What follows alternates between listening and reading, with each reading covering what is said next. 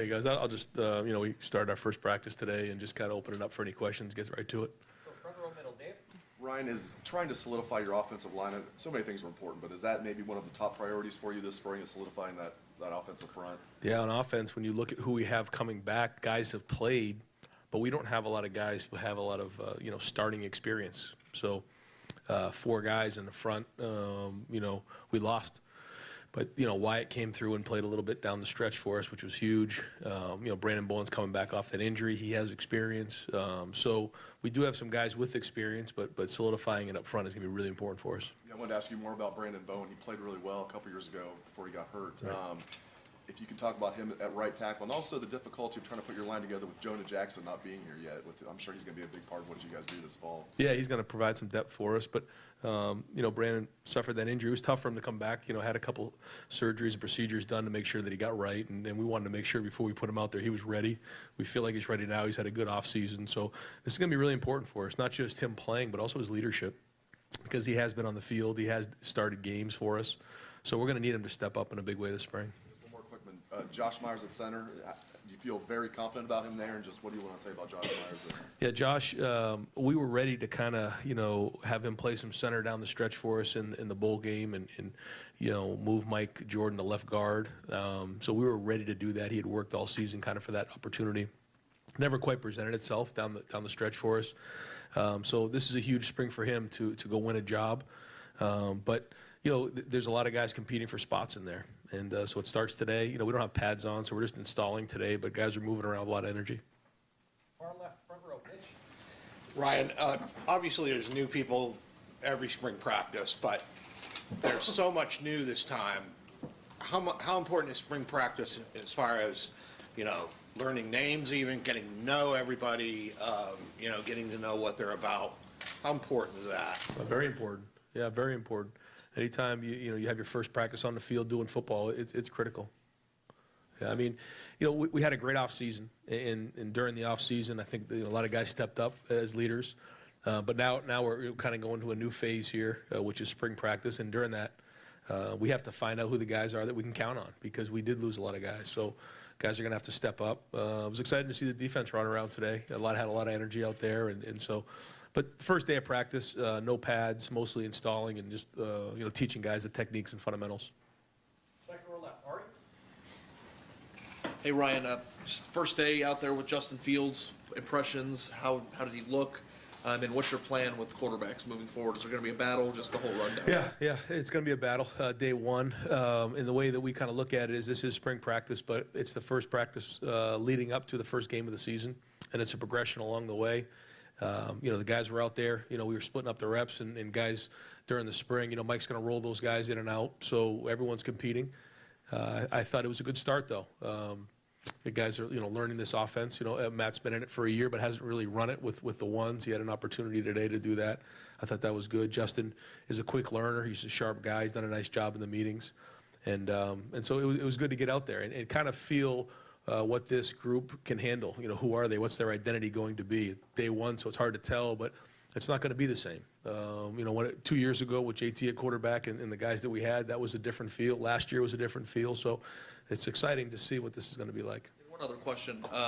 Over the years, it's kind of hard to ask urban defensive questions, so I'm just going to test the waters here with you. What do you have? What do you think of what's going on with Brendan White? Is he moving around with linebacker, safety? What's the plan there with him? It seemed like he was all over the place today. Yeah, overall, I thought in day one, the defense was really swarming to the ball, running with energy. They're very serious about their business. That's the best thing I can say about those guys right now. Really serious. I think they have a little bit of a chip on their shoulder right now, which is great. And Brendan can do a bunch of things, and I think one of the things that we've challenged our defense with is finding the guys on our defense what they can do best. And if it's come down and cover, if it's fit the run, if it's matched up on a tight end, if it's matched up on a running back, if it's playing whatever those skill sets of the guys we have, it's just like on offense. You assess what you have, and then you try to fit the best scheme into it. And so that's what they're in the process. And day one, Brendan's going to do some different things for us, but there's a lot of guys that we're going to test the waters and see what they can do. Front row right, Austin. Ryan, I'm not asking you to predict the future here, and I know you said day one.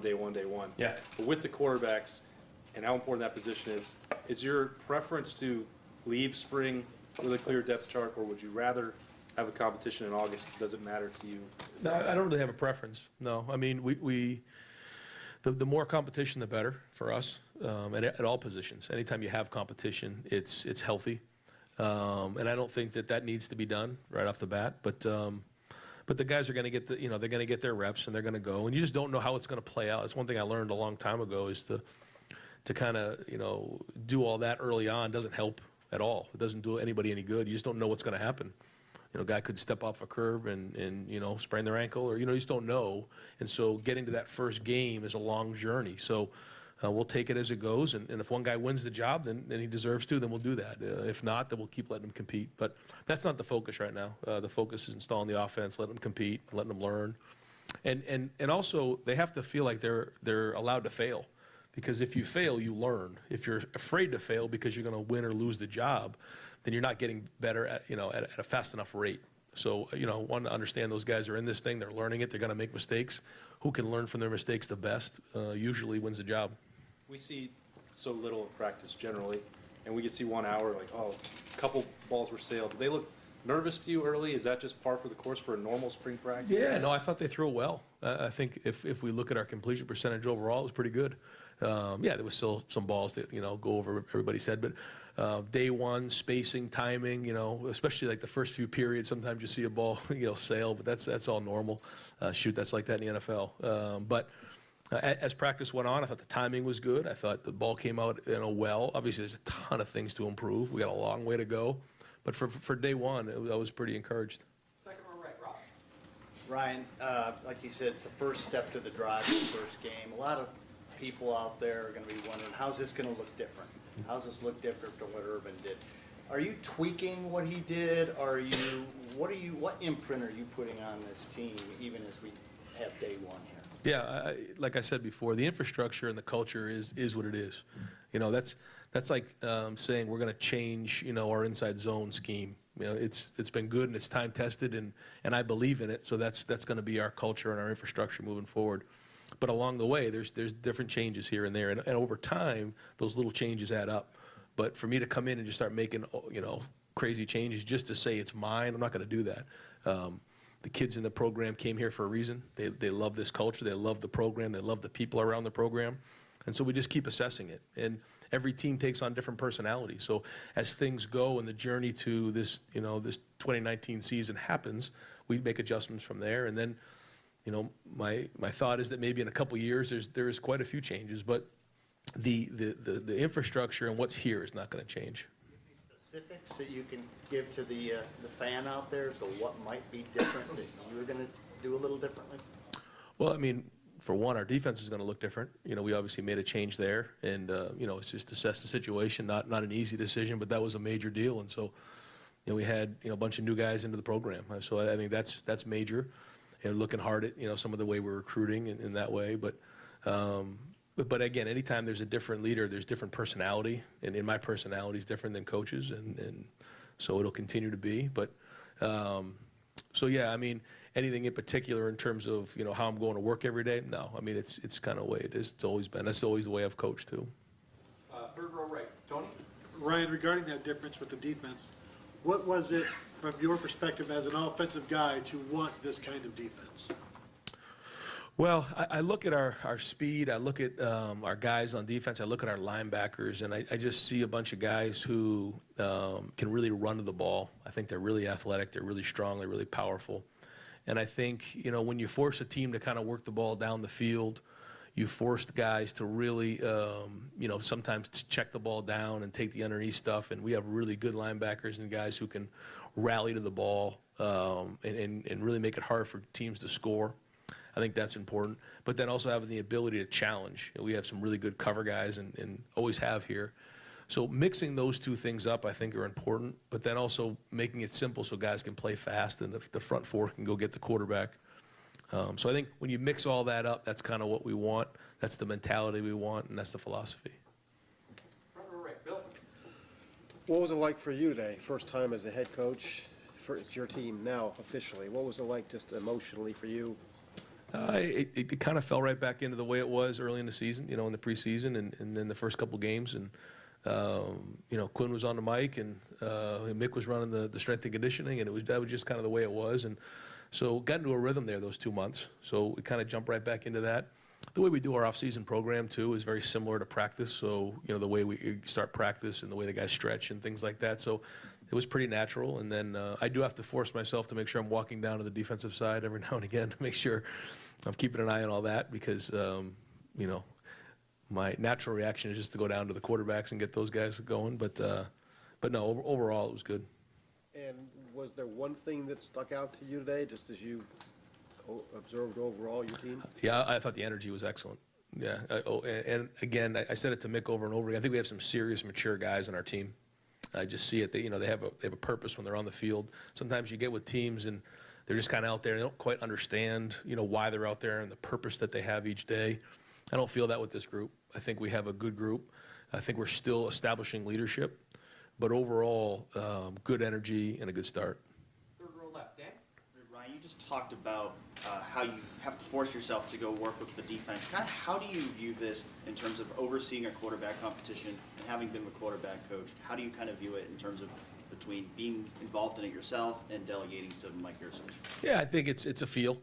It's like anything else. When you start something new, you do with, you trust your gut on it and you figure out every day where you think you need to be and how things are going and where you spend your time. And I was in the special teams meeting and have been, and I will continue to be in special teams moving forward. But those guys are doing a really good job. And then jumping in sometimes with the quarterbacks, sitting in on every, offensive meeting.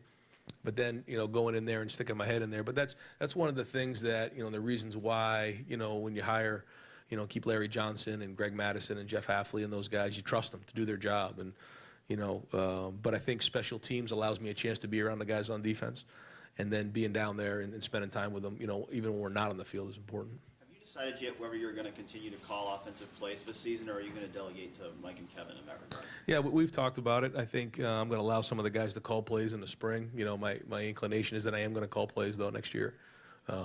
That's my preference on this for the first year, and then kind of go from there. But I'm going to probably let the guys do it this spring, kind of see how that goes and assess that. But my plan is to call them next fall. Far right over here, Clay. What day did the training wheels kind of come off for you? What day did you feel like Urban is now gone? He's not really gone, but that this is my gig now and it's on me. Yeah, people have asked me that question, but this is such a unique situation where, again, everything happened in the preseason, and then the announcement was made where we had all of bowl practice, and then it happened in January. So it was a gradual thing. So it wasn't one of those things where it caught me off guard, like you're saying. It just kind of naturally happened, and I've just kind of, felt more and more comfortable in the role every day. And there's a lot of things that I have done for the first time, over the last couple of months. But again, like anything else, once you do it, you feel more and more comfortable. Did you find yourself checking out any of the early enrollees? I mean, Zach Harrison, just anybody who popped today? Yeah, I think, again, it's hard to assess without pads, but, Zach has had a really good offseason, has stepped in and done a really good job so far. They all have, but, you notice Garrett Wilson, he really, you catch his eye because he's so smooth in catching the ball. But all the guys have done. Marcus Crowley, I think, has a real chance. Running back, you kind of have to feel for the game, and with no pads on, that's really difficult. Ryan Jacoby's done a nice job. Noah Potter's running around. I mean, I think that it's a good group. I think they're all doing a nice job, but we'll see once we get the pads on. Front row right, Tamaritis. Oh, yeah, sorry. I thought you waved me off. When you're looking at a quarterback, what does that quarterback have to do to be your starting quarterback? What are you looking more than anything else as you assess these guys? Because it does come down to the head coach usually making that call. Yeah, leadership is number one. Your number one job is to lead 10 men. And that's the number one thing. Taking care of the ball, having the ability to move the team down the field, making great decisions, understanding what your strengths and weaknesses are to do that. We have to put those guys in a good situation. But having the ability to beat you enough with your feet and throw the ball on third down, do a good job in a red zone, make the throws that are there when need to be made on first and second down. So it's a combination of everything, but at the end of the day, do you move your team down the field to score, and do you show leadership? And this isn't a slam on anybody else who's competing for the job, but as you watched Justin Fields out there today kind of run around and stuff, Did he have that kind of five-star kind of swagger? I mean, what did you notice about him in particular? Again, I thought all the quarterbacks did well. I think that, they're all kind of learning the offense, so it's hard to lead when you're still learning and doing everything for the first time. And so I think they all have to, find their legs, so to speak, on leadership and find their own way. Everybody's different, and you can't be somebody else. You have to be yourself. And until you do it, it's hard to have that leadership, in my opinion. So none of those guys really have a great, body of work yet. So, I think if we talk in, 6 or 7 practices, I could probably be able to answer that a little better. Yeah, Ryan, one other quickie. Is there a chance that the quarterback will be under center a few more times? Yes. In this offense? And why is that? What is your thinking there? Yeah, well, it's something we're going to look at a lot of different things. Again, what does this team look like? We're always trying to be on the cutting edge of a lot of things. We've studied a lot of people's different film, and we're going to try to find what is the next step for us. What is the thing that keeps us ahead of everybody else? And so we're going to look at some under center stuff this spring. And far left, Lori. Coach, you talked about having an aggressive defense, but one thing that we haven't asked you yet, when you assembled your defensive staff, were there certain either schemes or techniques that you were looking for in particular? Not really, no. I mean, we did recruit to a 4-down front. We have so many good defensive linemen that, talked to Coach Johnson for a long time about that. And, we had long discussions about what that was, but we just felt like if we went to a 3-down scheme too much, that we're taking one guy off the field that maybe we shouldn't have. We have too much talent there, and that's what we've recruited to, and Larry's done such a great job. So that was kind of the one thing we started on, right? We're going to be at a 4-down front for the most part. And then where do we go from there? And that was really based on, their experience, what they felt. Again, Greg and Larry have such a great history of stopping the run in the Big Ten. That was, we're going to stop the run. And then how does the secondary fit with that, with Jeff's coverages? And then how does it fit our guys? So I think if you put too many things, in their minds or too many restrictions on them, then it isn't maybe what they think is best. So they're in the process of doing that. Just like, and it's the same thing that, I felt like a couple of years ago, just assessing what we had and now how do we either change some things here or there or then enhance it. Do you observe the same 2,000 snap or whatever it was rule that Urban did, where if you had a guy who played quite a bit in the fall, that you were going to really rest them up this spring? Yeah. I mean, those guys have to show leadership and do a good job in practice, but and it's our job to pull them back. But yeah, we're very, very smart about that and understanding that, you're not going to win any games in the spring. And so we spend so much time and so much effort and so much money and investment in recruiting these guys. We got to get them healthy and got to get them to the fall. And last couple of questions, front row left, Steven.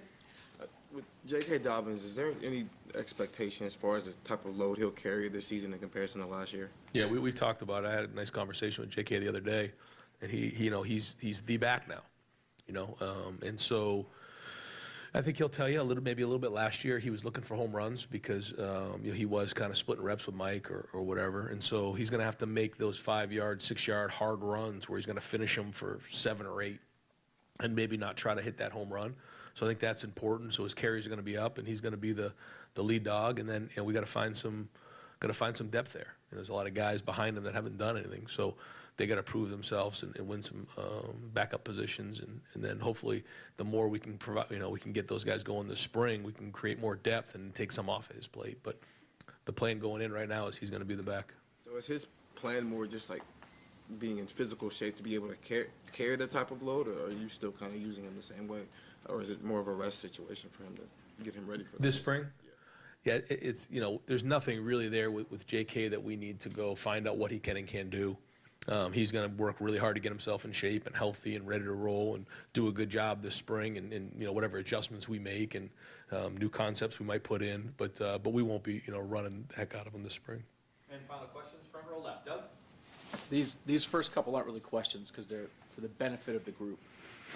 Injuries, can you just run us through? There's guys on the side, there's a couple guys in orange jerseys or whatever. Can you update some of the guys? Yeah, so Jordan Fuller won't be practicing, without getting too detailed with all that. It's a lower extremity issue there that he won't be practicing. Thayer Mumford, same thing. He's got a little bit of back issue that he's going through, so he won't be practicing this spring. And then, a couple other guys just nagging injuries. Mario McCall, Teron Vincent wasn't out there today. Jerron Cage. So some of those guys are just, they're kind of limited, but we expect to get those guys back when we come back from spring break. And then scholarship update, adding Jonah Jackson, is Kevin Woodkey on scholarship now? He is for this spring. Yeah. So I think that's 2 over then. Is there any other updates on anything happening with other guys to get you back to 85? Not right now, no. And then Barron Browning looked like the linebackers were divided in their groups, sort of inside backers and outside backers, at least in some of the drills. It seemed like Barron Browning was with the inside backers, was playing inside backer when you were doing some stuff. He had sort of expressed interest at the end of last year of going back outside. He's a huge recruit, had some injuries last year, not the year he wanted. Where is he, and what are you looking for him this spring to do? Yeah, I mean, like you said, what are you looking for him to do? Step up, obviously, and have a great spring and become a starter. But, I think to your point, those guys are trying to figure out in this scheme where he best fits. And so that's the focus right now. He's an inside backer, like you said. But, where does he fit moving forward, based on his skill set? He's very, very talented. Now, hopefully we can get this to click this spring and he can go win a job. And the last thing, just on the linebackers, the expectation in this scheme, what this is going to be, how often, are you going to basically have 2 linebackers plus that hybrid guy as the 3 main linebackers? How much will you go nickel? Can you just sort of explain what's changing there specifically? Yeah, right now, we don't know. We have the ability to do what you just said, which is have a hybrid guy. He could be a linebacker, he could be a secondary guy, but like you said, could be a safety kind of type. But based on how we think that best fits our guys, that's yet to be seen. Today we're just installing and kind of running around, but the good news is we have the ability to do that, where we have some flexibility based on who we have, injuries, what they can do, who we think the best guys are to put on the field, how a team's attacking us in their personnel grouping. So sometimes if they're, with 2 tight ends in the game, that would dictate who goes in the game. Now it's a bigger guy coming in. If there's 4 wideouts in the game with no tight end, now we have the ability to maybe put a smaller guy into that role based on what the defense is trying to do. But first, we got to find out who can do it, and then we can kind of go from there to build the packages. Great. Coach, thank you very much. Okay, thanks. Thanks, Ryan.